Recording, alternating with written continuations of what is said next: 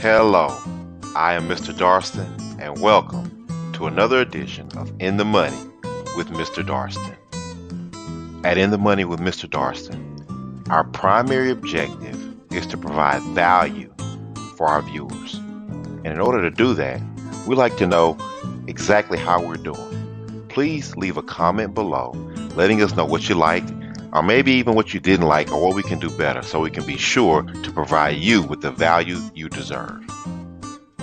In this video, we're going to focus on investing and whether or not you should be invested in the market. We'll cover some of the fears and reasons why people hesitate before dipping their toes in the market or avoid it altogether. We'll talk about reasons why you should or should not be one of those people.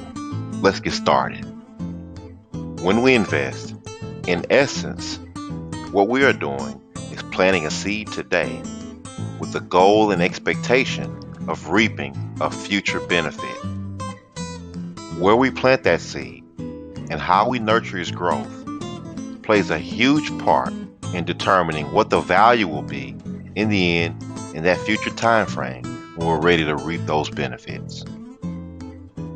When talking about investing, the seed we are planting is our hard-earned money, our life savings, our nest egg.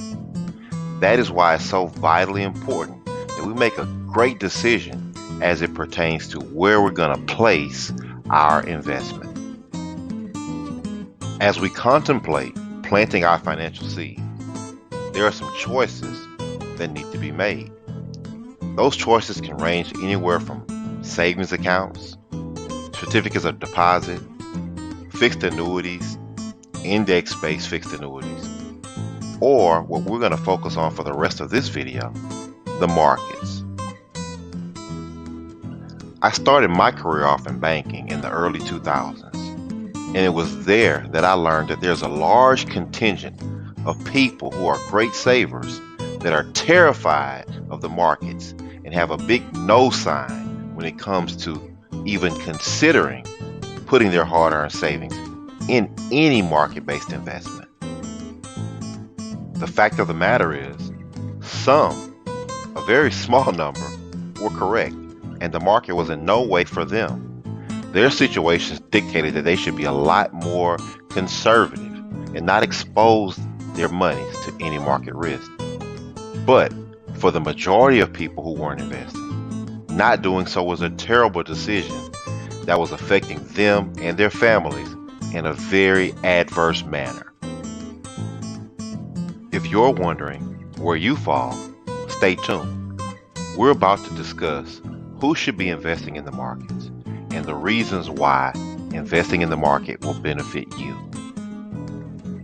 Whether or not you decide to invest in the market really comes down to your situation and your goals.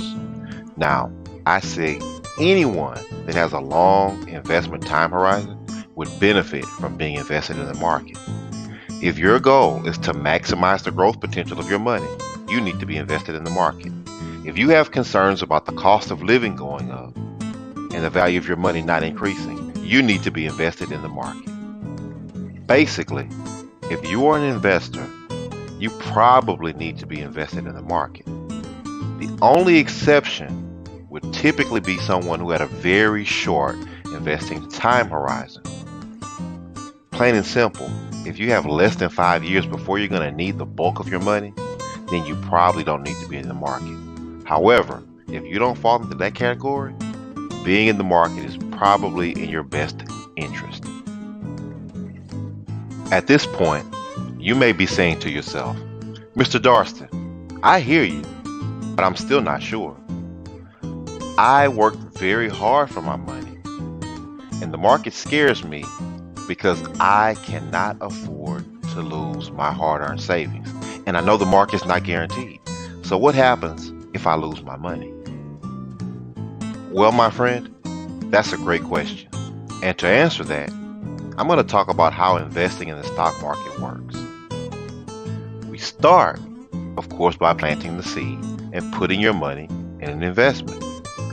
Over time, that investment, much like the arrow to your left, is going to fluctuate up, down, up, down, up, down.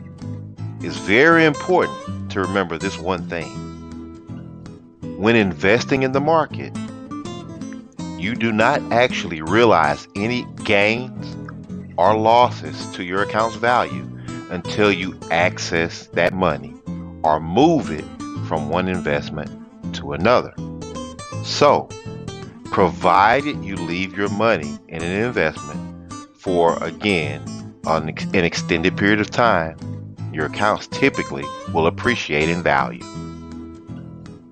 To make my point, I created an illustration of the actual performance of the S&P 500 index, which many people refer to as quote-unquote the market, from October of 2007 through October of 2012.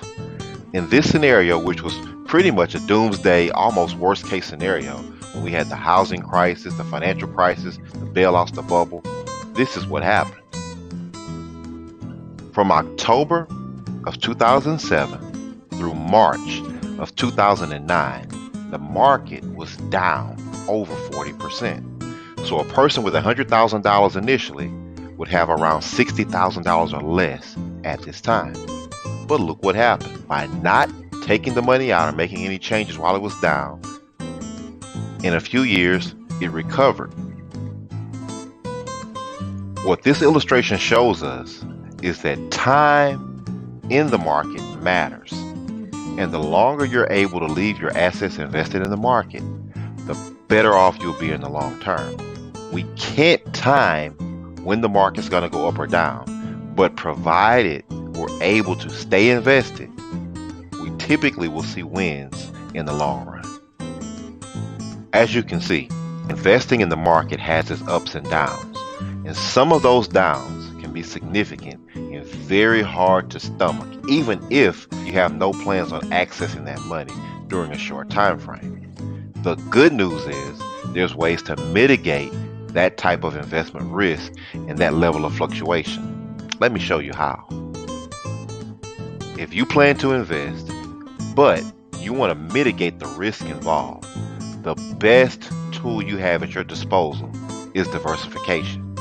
And coming up, I'm going to show you how diversification can help avoid some of those swings we saw in the previous illustration.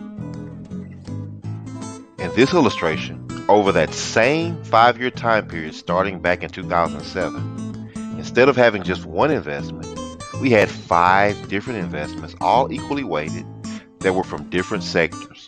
Small company stocks, the Dow, biotechnology stocks, bonds, all equally weighted. And what we find is by diversifying across different asset classes, it reduces the risk and also helps increase the growth potential. To really bring this home, I want us to focus on the definition of opportunity cost. And opportunity cost is the potential benefits an investor can miss out on when choosing one alternative over another. I bring this up because despite seeing the potential gains that long-term investing can yield, many people still have a fear of not going with something fixed and guaranteed, and they don't see the opportunity cost involved in picking the fixed account.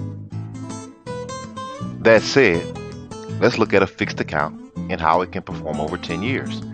Now for this illustration, I use a 3% interest rate, but anyone right now who has a savings account, a CD, or any type of fixed investment knows rates are closer to 1%. But just for the sake of this illustration, let's say you can find a 3% interest rate and you're guaranteed to get that for the next 10 years.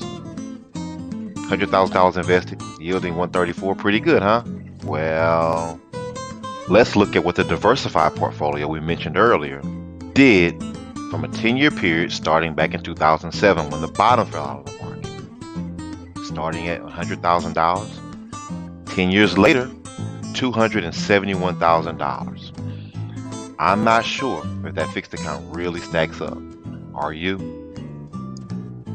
All this being said, as an investor, you should carefully consider your investment objectives, as well as the risk involved with any potential investments you may take on. Consider the expenses as well before investing. I highly recommend that as a potential investor, you seek the counsel of an investment professional to help you get started and make sure you're properly diversified across asset classes. As we put a bow on this, here's the major takeaway I want to make sure you understand after watching this video. If you have money to invest and you have a significant amount of time to leave it invested, you will benefit from using stock market-based investment tools. Thank you for taking the time to watch this video on investing. It is our genuine hope that we can help you get started with investing so you can reach your investment goals and have the type of wealth you desire. Please don't forget to leave a comment below, like and subscribe, and let us know what we can do better, as well as anything you may have liked in the video. We want to continue to put these out and serve all of our viewers. Thank you.